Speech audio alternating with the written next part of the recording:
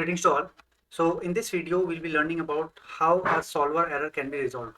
So what I've done in this model is I've taken a source which is a controlled source or a controlled voltage source, and I've taken our two resistance which I have put in series. So this is a simple Simscape model, and one of the common error we arrive at while running this is we'll be getting this kind of error, which is, if I zoom it, you can see each physical network must be connected to exactly one solver configuration. So there is no solver configuration. So this is one kind of problem. So what is happening is this is a simple series resistance circuit where I'm driving it with a sine wave, and this sine wave should be divided into these two resistances, where one resistance value is around 1 ohm and the another is also around 1 ohm. So this sine wave should be divided into these two resistance. So this is a very simple circuit. So what we'll be doing here is we'll be adding a solver. So how to add solver? You can go to library also, or you can double click here and write solver. So this is a solver configuration you are getting in utilities. This is a solver. So once I will be connecting this solver, we can give some name to the solver. We can give solve, and I will be where I will be putting it. I can put it here, but as soon as I will be running this program, the same problem will be arriving. So what happened is this is a network which is shown in blue color. So we have to connect this to the network which we want to simulate. So this is one thing where the solver is to be connected to the network which is being simulated. Now when I double click it, here everything you need to keep simple. You can change it, but for meanwhile keep the solver setting as it is in default. Now again we will be trying to run the program. So let's see what is happening. So there is again one error is coming. So it is saying choose a implicit solver, which is it is giving OD23T. And another problem which is coming is, and this is only a suggestion.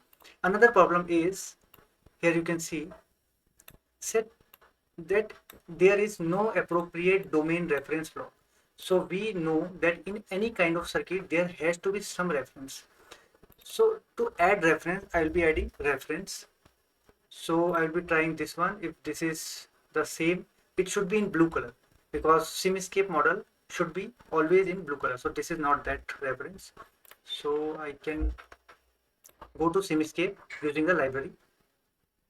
So this is the library. This is Simulink. I'm closing it and I'm directly going to the Simscape. This is the Simscape foundation library, and here in electrical we can see this electrical reference. This I will be adding to the block. Okay, using the right click. I'm putting right click here and adding it to the my model. So this I have added.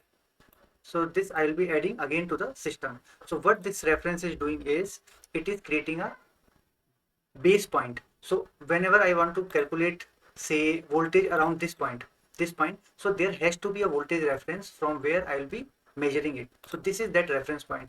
So this name you can change and put it like ref. So now we'll be trying to again run the program. So as soon as we'll be trying to run the program, now we are not getting any errors. So I'll be showing you here the waveform. So here you can see, we can see this in one frame also, one layout. So you can see that this yellow one shows the input waveform, which is 1 volt peak, and it is a sine waveform of 50 hertz. And this blue one is the output voltage across one resistance. So there are two resistance, and each resistance will be taking half of the voltage. Okay, so this is a simple voltage divider circuit. So the purpose of this video was to show how a solver and electrical reference are very important in Simscape. So using these two, we have solved all the error, and now there is no error. Okay, so this is all for this video. Thank you.